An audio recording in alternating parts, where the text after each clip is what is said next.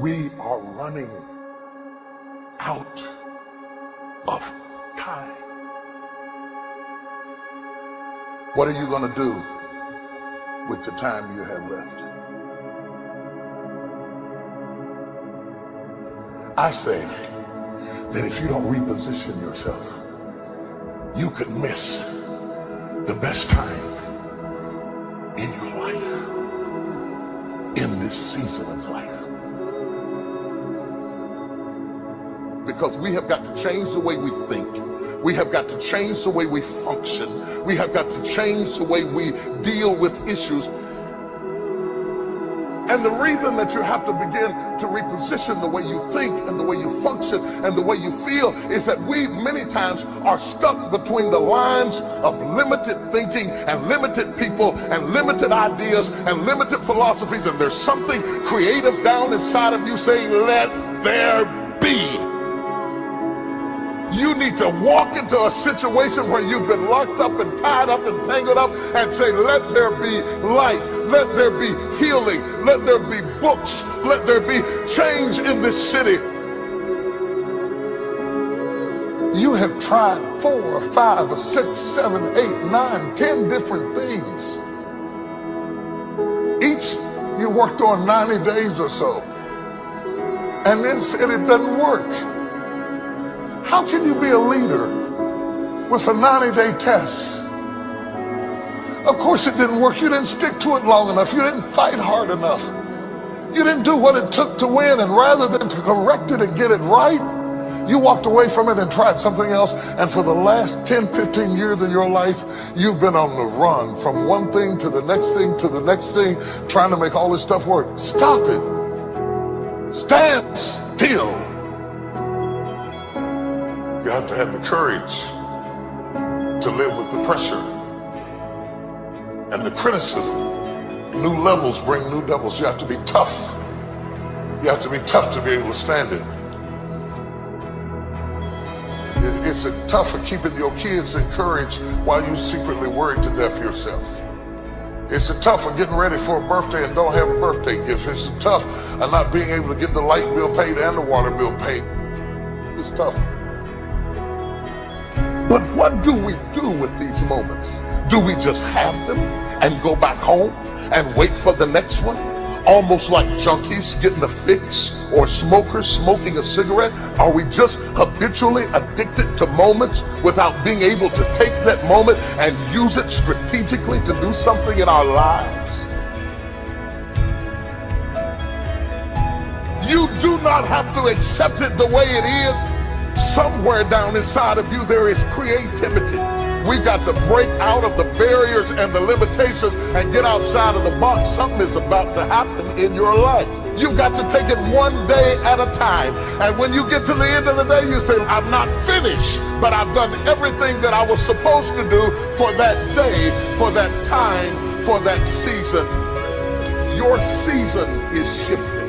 You will be able to do now in a way that you have never been able to do it before.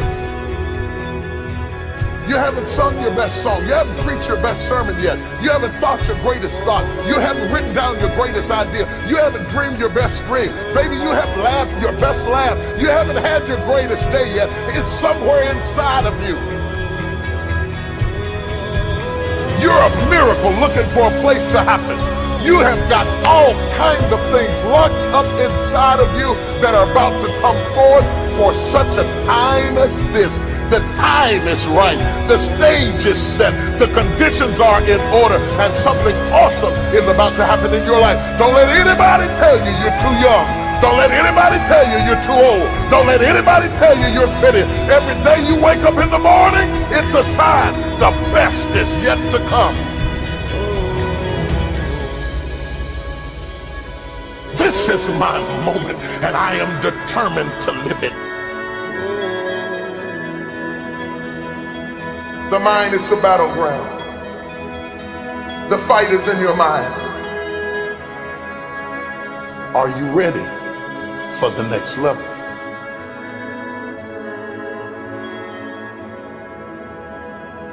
What are you going to do with the time you have left?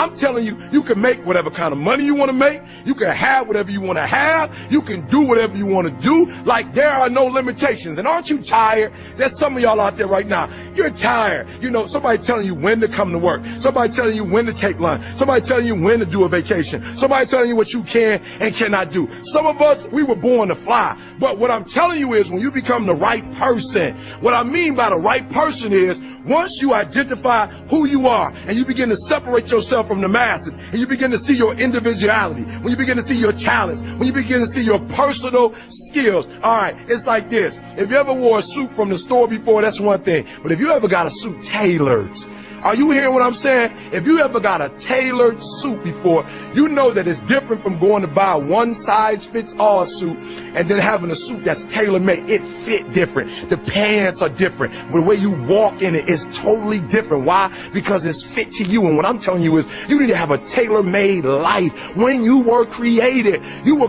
with a specific purpose, a specific design. I don't care if you was born and, you know, your parents didn't claim you. You still special. I don't care if your mama wasn't in your life, your daddy wasn't in your life, you are still special. When you were created, you were designed to do what nobody else can do. And I'm telling you, when you become the right person, what you do is you start separating yourself from other people. You begin to have a certain uniqueness. As long as you following other people, as long as you being a copycat, you will never ever be the best copycat in the world, but you will be the best you could be. So I'm challenging you, number one, I'm challenging you to define your value, right? Number two, I challenge you, listen to me. If you want to make more money, if you want to be more successful, if you want to have and do stuff you ain't never done before, number two, I'm asking you to invest in you.